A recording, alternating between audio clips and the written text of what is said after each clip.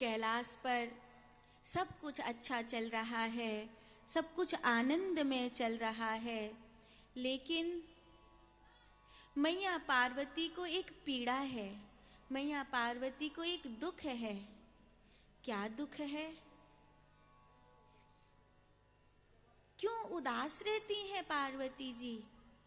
इसीलिए उदास रहती हैं कि मेरा गणेश तो मेरे पास है, पर मेरा कार्तिकेय कैलाश से कितनी दूर दक्षिण भारत में चला गया है।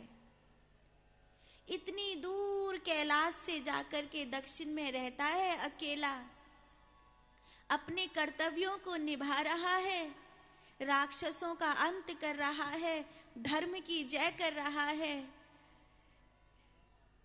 मुझे मेरे पुत्र की याद आती है। माँ तो माँ होती है ना। संतान एक बार को याद करना भूल जाएगी, पर माँ अपने कलेजे के टुकड़े को याद करना भूलती नहीं है। माँ तो माँ होती है।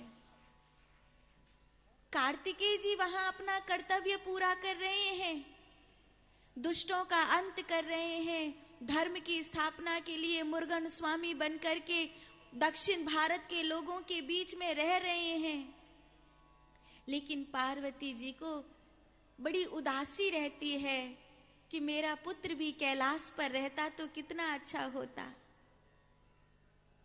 मेरा पुत्र भी हम साथ में रहते तो कितना अच्छा होता।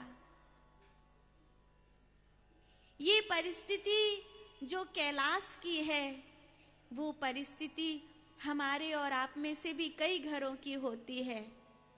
हमें हमारे बच्चे को पढ़ने के लिए दूर भेजना पड़ता है, हमें हमारे बच्चे को काम करने के लिए दूर भेजना पड़ता है, हमें हमारे बच्चे को शादी करके दूर भेजना पड़ता है।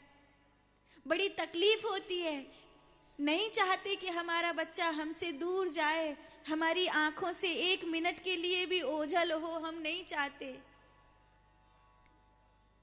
क्योंकि वो हमारा प्यारा है। लेकिन अपनी छाती पर पत्थर रखकर भेजना पड़ता है,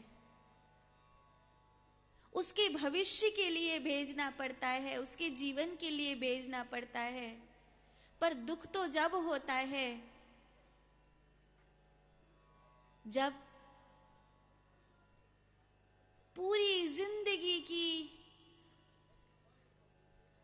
मेहनत लगाकर एक बाप ने अपने बच्चे को इतना पढ़ाया लिखाया कि वो विदेश जा सके, वो विदेश चला गया और इतनी दूर चला गया, इतनी दूर चला गया कि अब माँ को फोन करने का भी उसको टाइम नहीं है। अब अपनी माँ को साल में एक बार मिलने का भी उसको टाइम नहीं है। और कई बच्चे तो इतनी दूर चले जाते हैं कि उन्हें अंतिम संस्कार करने आने के लिए भी टाइम नहीं होता है। ये कितना कितना बुरा क्षण है कि एक बच्चा जिसको माँ बाप ने पंख दिए, जिसको पढ़ा लिखा कर बहुत बड़ा आदमी बनाया, और वो अब अपने माँ बाप को समय ही नहीं दे सकता। मैं तो कहती हूं, जिंदगी में दाल रोटी भगवान चलाता रहे, इतने बड़े आदमी कभी मत बनना कि तुम्हें तुम्हारे माँ बाप को टाइम देने में सोचना पड़े। इतने बड़े आदमी कभी मत बनना, कोई जरूरत नहीं है। एक बार अपनी माँ से पूछ लिया करो तू कैसी है। एक बार अपनी माँ से पूछ लोगे कि तू कैसी है, उसी में जिंदा रह जाएगी वो। 4 दिन ज्यादा जी जाएगी इसी बात में, इसी बात में उसका कलेजा भर जाएगा। एक बार तुमने पूछ लिया कि माँ तू कैसी है।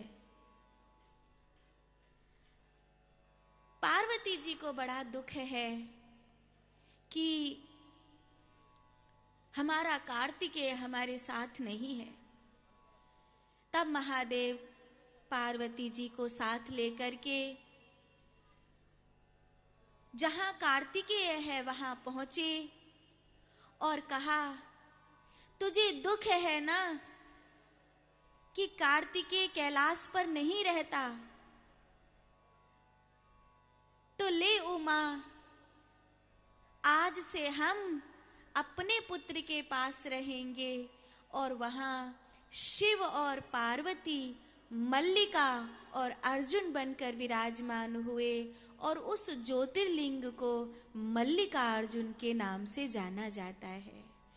बोलिए मल्लिकार्जुन भगवान की, मल्लिकार्जुन ज्योतिर्लिंग की।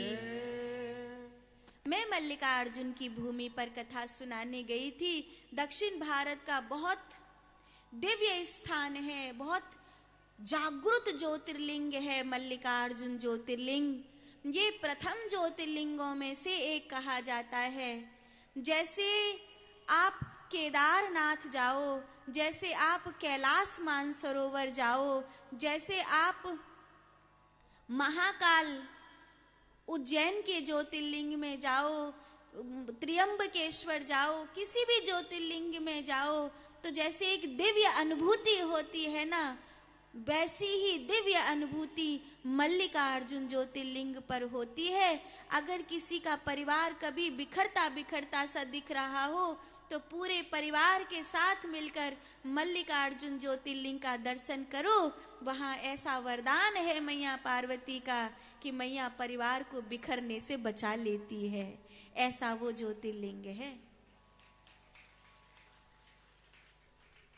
एक बार फिर से कहिए, मल्लिकार्जुन ज्योतिर्लिंग की जय। हर हर महादेव, हर हर महादेव, हर हर महादेव, हर हर महादेव। देव